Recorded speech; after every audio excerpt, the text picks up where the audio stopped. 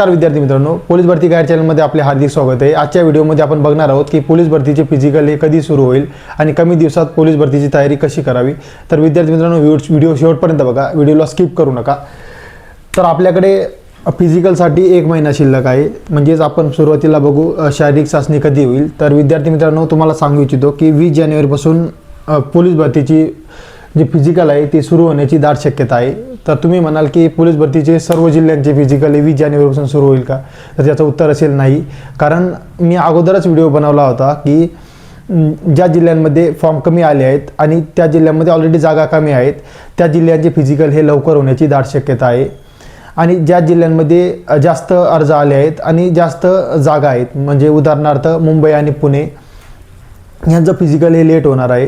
तर विद्यार्थी मित्रांनो, तसंच होणार आहे, म्हणजे मुंबई आणि पुणेचे फिजिकल हे लेट होण्याची दाट शक्यता आहे। कारण पहिले ज्या जिल्ह्यांमध्ये कमी अर्ज आहेत आणि कमी जागा आहेत त्या जिल्ह्यांचे फिजिकल हे अगोदर होतील आणि मुंबई आणि पुणेचे फिजिकल हे नंतर होतील। तर आपण बघूया की कमी दिवसात पोलीस भरतीची तयारी कशी करावी। तर विद्यार्थी मित्रांनो, सर्वात महत्त्वाचं आहे प्रॉपर ग्राउंड करणे, हे महत्त्वाचं असेल। त्यामध्ये 100 मीटरची प्रॅक्टिस आणि 1600-800 मीटरची प्रॅक्टिस करणे हे महत्त्वाचे असेल। त्यानंतर विद्यार्थी काय करतात की जे आपली गोळाफेक आहे ते गोळाफेक हे दररोज करतात। तर तुम्हाला सांगू इच्छितो विद्यार्थी मित्रांनो, 1 दिवसाआड तुम्ही गोळा फेकलेलं हे महत्त्वाचं असेल।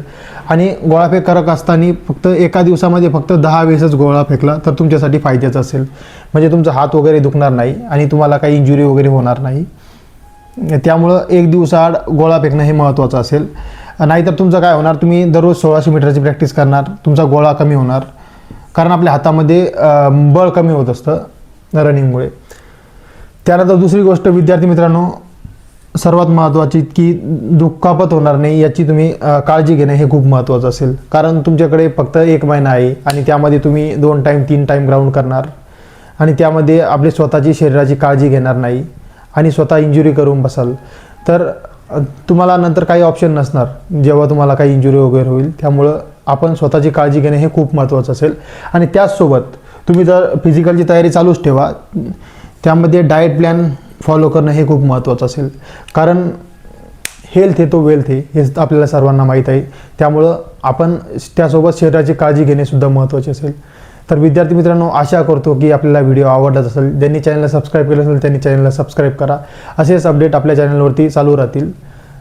तर भेटूया नवीन व्हिडिओमध्ये, तोपर्यंत जय हिंद, जय महाराष्ट्र।